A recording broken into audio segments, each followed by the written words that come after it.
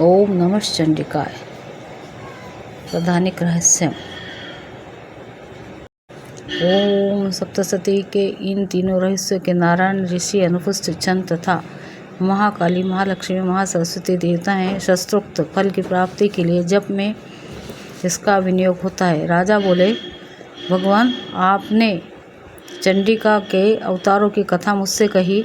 ब्राह्मण, अब इन अवतारों की प्रधान प्रकृति का निरूपण कीजिए। द्विज श्रेष्ठ, मैं आपके चरण में पड़ा हूँ। मुझे देवी के जिस स्वरूप की और जिस विधि से आराधना करनी है वह सब यथार्थ रूप से बतलाइए। ऋषि कहते हैं, राजन, यह रहस्य परम गोपनीय है। इसे किसी से कहने योग्य नहीं बतलाया गया है, किंतु तुम मेरे भक्त हो, इसलिए तुमसे ना कहने योग्य मेरे पास कुछ भी नहीं है। त्रिगुणमयी परमेश्वरी महालक्ष्मी ही सबका आदि कारण है। वे ही दृश्य और अदृश्य रूप से संपूर्ण विश्व को व्याप्त करके स्थित है। राजन, वे अपनी चार भुजाओं से मातुलुंग, बिजोर का फल, गदा, खेट, ढाल एवं पान पात्र पर, मस्तक पर नाग, लिंग तथा योनि इन वस्तुओं को धारण करती है। तपाए हुए स्वर्ण के समान उनकी कांति है। तपाए हुए स्वर्ण के ही उनके आभूषण है। उन्होंने अपने तेज से इस शून्य जगत को परिपूर्ण किया है। परमेश्वरी महालक्ष्मी ने इस संपूर्ण जगत को शून्य देखकर केवल तमोगुण रूप उपाधि के द्वारा एक अन्य उत्कृष्ट रूप धारण किया। वह रूप एक नारी के रूप में प्रकट हुआ, जिसके शरीर की कांति निखरे हुए काजल की भांति काले रंग की थी। उसका श्रेष्ठ मुख दाढ़ों से सुशोभित था। नेत्र बड़े बड़े और कमर पतली थी। उसकी चार भुजाएं ढाल, तलवार, प्याले और कटे हुए मस्तक से शोभित थे। वह वक्ष स्थल पर कबंध, धड़ की तथा मस्तक पर मुंडों की माला धारण किए हुए थी। इस प्रकार प्रकट हुई स्त्रियों में श्रेष्ठ तामसी देवी ने महालक्ष्मी से कहा, माताजी, आपको नमस्कार है। मुझे मेरा नाम और कर्म बताइए। तब महालक्ष्मी में स्त्रियों में श्रेष्ठ उस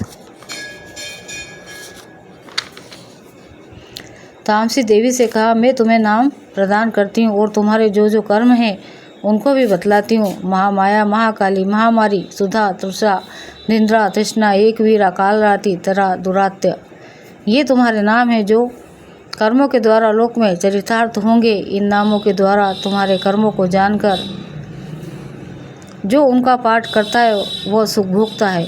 राजन, महाकाली से यूँ कहकर महालक्ष्मी ने अत्यंत शुद्ध सत्व गुण के द्वारा दूसरा रूप धारण किया, जो चंद्रमा के समान गौर वर्ण था। वह श्रेष्ठ नारी अपने हाथों में अक्षमाला, अंकुश, वीणा तथा पुस्तक धारण किए हुए थी। महालक्ष्मी ने उसे भी प्रदान किए।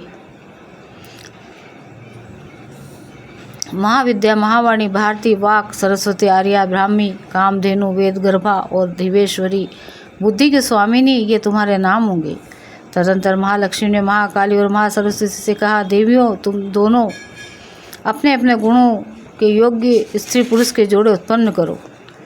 उन दोनों से यूँ कहकर महालक्ष्मी ने पहले स्वयं ही स्त्री पुरुष का एक जोड़ा उत्पन्न किया। वे दोनों हिरण्यगर्भ, निर्मल ज्ञान से उत्तम, संपन्न, सुंदर तथा कमल के आसन पर विराजमान थे। उनमें से एक स्त्री थी और दूसरा पुरुष। तत्पश्चात माता महालक्ष्मी ने पुरुष को ब्राह्मण, विधे, विरंची तथा धाता इस प्रकार संबोधित किया और स्त्री को श्री, पद्मा, कमला, लक्ष्मी इत्यादि नामों से पुकारा। इसके बाद महालक्ष्मी और महासरस्वती ने भी एक एक जोड़ा उत्पन्न किया। इनके भी रूप और नाम मैं तुम्हें बतलाता हूँ। महाकाली ने कंठ से नील चिन्ह से युक्त लाल भुजा, श्वेत शरीर और मस्तक पर चंद्रमा का मुकुट धारण करने वाले पुरुष को तथा गोरे रंग की स्त्री को जन्म दिया। वो पुरुष रुद्र, शंकर, स्थाणु का पर्दी और त्रिलोकचन के नाम से प्रसिद्ध हुआ तथा स्त्री के त्रयी, विद्या, कामधेनु, भाषा, अक्षरा और स्वरा के नाम हुए। राजन, महासरस्वती ने गोरे रंग की स्त्री और श्याम रंग के पुरुष को प्रकट किया। उन दोनों के नाम भी मैं तुम्हें बतलाता हूँ।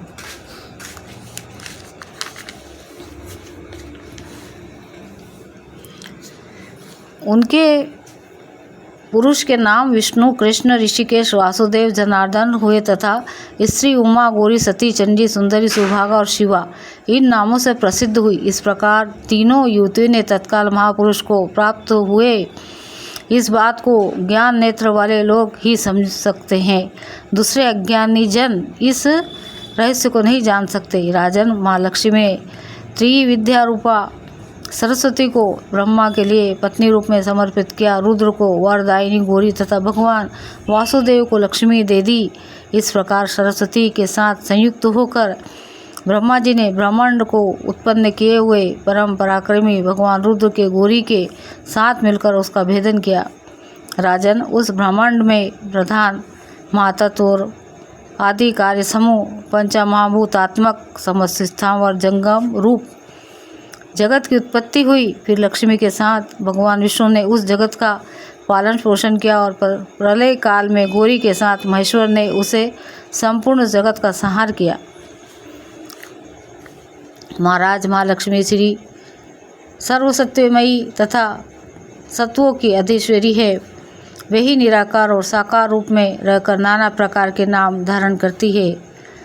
सगुणवाचक सत्य, ज्ञान, चित्त, महामाया आदि नामांतरों से इन माँ लक्ष्मी का निरूपण करना चाहिए। केवल एक नाम महालक्ष्मी मात्र से अथवा अन्य प्रत्यक्ष आदि प्रमाण से उनका वर्णन नहीं हो सकता।